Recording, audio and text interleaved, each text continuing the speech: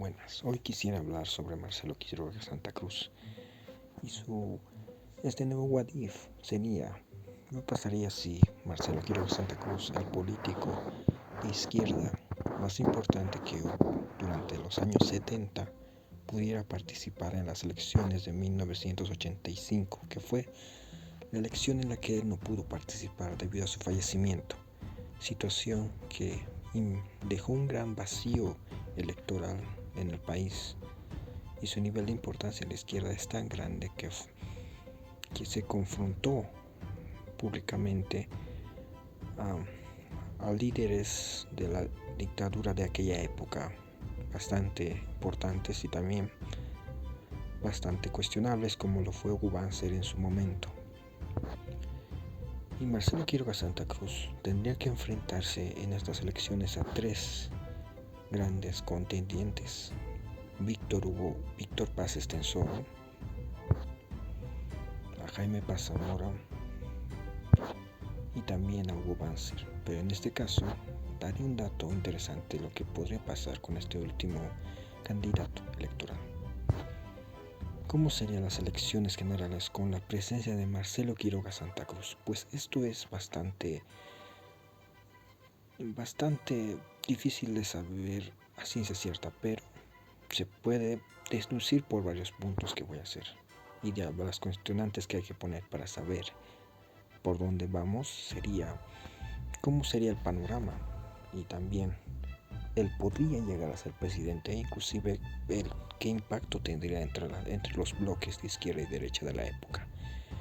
También podría codearse de igual a igual con los partidos de esa época. MIR, ADN y MNR podría estar a la par de ellos, y por esa razón el PC1 tendría que enfrentarse a estas tres grandes fuerzas que lo fueron en la anterior época electoral, entre la anterior época considerada como la democracia pactada.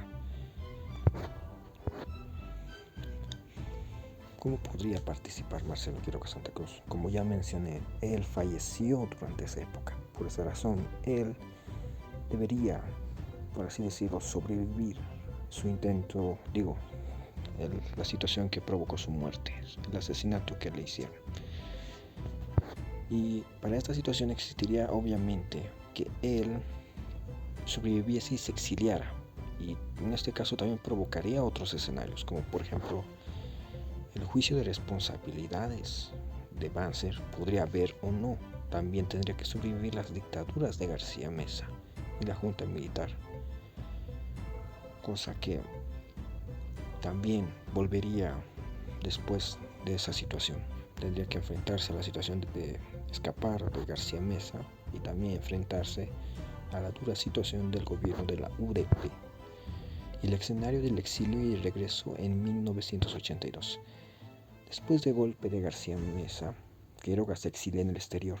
Escapa debido al peligro que podría pasar su vida, ya sea por Banzer o por García Meza, no importa.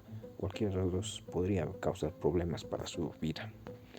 El juicio de responsabilidades se ejecuta o no. Aquí puede haber dos líneas temporales. La que yo tomaré es la que no se ejecuta, y tampoco hay posibilidades de que pueda ejecutarse debido a la presión política de aquella época, y el bloqueo parlamentario era por así decirlo, un quilombo político. Es decir, no habría mucho espacio para hacer un juicio de responsabilidades. Y la crisis de la UDP sí o sí sucede. Esas situaciones sí o sí suceden. Y también otros puntos. El acortamiento de las les sucede. Se llaman elecciones del 85, y debido al gran fracaso de la UDP, el desprestigio de la izquierda tradicional, es decir, la UDP, los partidos que intentaban reavivar la llamada Revolución del 52 fracasan o pierden su fuerza. La fragmentación de la UDP en las tres grandes fuerzas, MNRI, Antonio Arani va por su lado, Jaime Paz por su lado, cada uno va por su lado. El PC1 tendría que aprovechar ese vacío. En ese caso, hay que ver cómo son las comparativas entre ambas elecciones en la vida real. Y como podemos observar, estas elecciones son las del 80. Esta es la UDP, conformada por varios partidos, MIR, MNRI, PC y demás. Y el MNR y otros partidos pequeños, y aquí es el PC1, que en aquella época obtuvo una votación del 8% aproximadamente. Y en las anteriores elecciones, en el 79, obtuvo un 4%. No lo pondré aquí, pero digamos que duplicó su apoyo. Existirían 18 partidos que tendrían poca participación en las siguientes elecciones. Aquí está. Estas fueron las elecciones en las originales. Y como pueden observar, hubo una gran lucha entre ADN y MNR por llegar a la presidencia. Estaba muy a la par en cuanto a poder electoral. Y existieron más de 16 partidos que se repartieron el voto de la UDP. Partidos como el MNRI, el MIR, el MNRB y el Frente de Pueblo Unido de Antonio Aranibal serían los más importantes, y el resto ahí creo que sería la clave para entender cuál es la fuerza electoral que Marcelo Quiroga Santa Cruz podría aprovechar. Posible electorado del PC1 en la hipotética en el 85, y sería electorado contrario al bancerista, es decir, él iría en contra de la postulación de Banzer, diciendo discursos tipo así: un dictador no puede volver a ser presidente.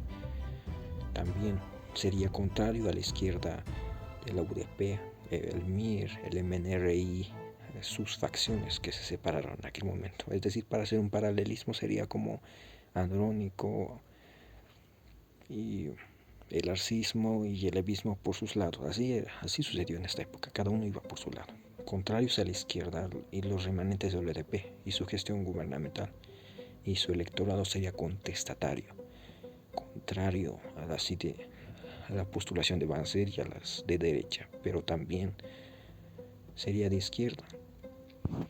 Por esa razón, Marcelo Quiroga Santa Cruz tendría que aprovechar un electorado vacío de lo que fue la UDP en su momento.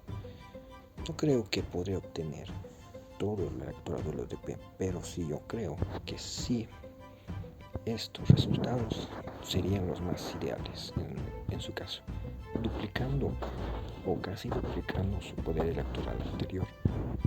Tanto es así que yo creo que estos serían los posibles resultados. Tanto ADN como MNR perderían una pequeña fracción de su electorado debido a que se iría a PC1, debido a que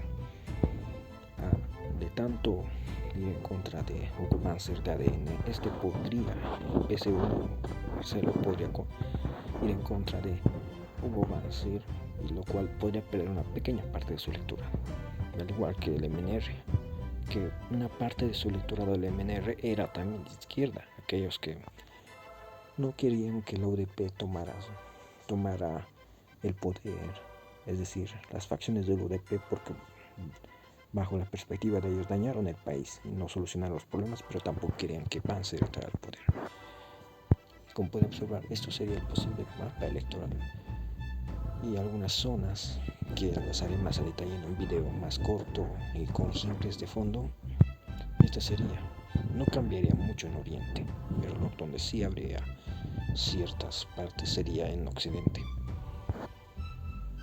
Y esta sería la posible conformación del Parlamento boliviano, tanto la Cámara Baja como la Cámara Alta, cada uno repartidos. Y como puede observar, el PC1 se aprovecharía de esos partidos pequeños que habían.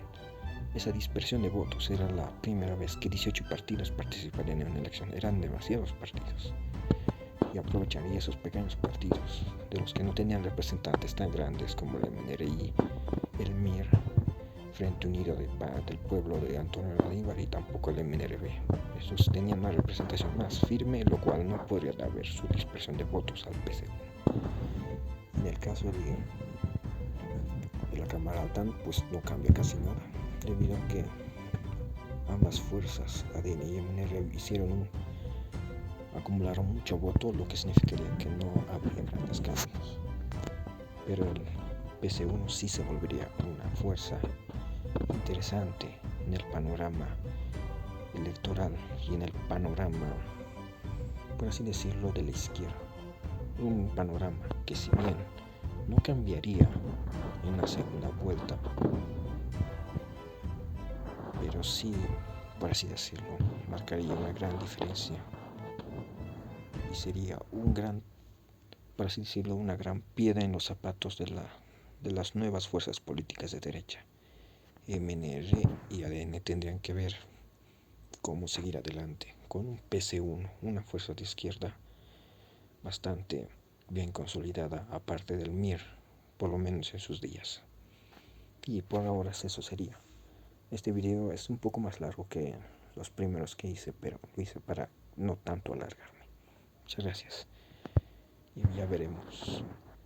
Pronto traeré un nuevo video con Gingles. Muchas gracias por su atención.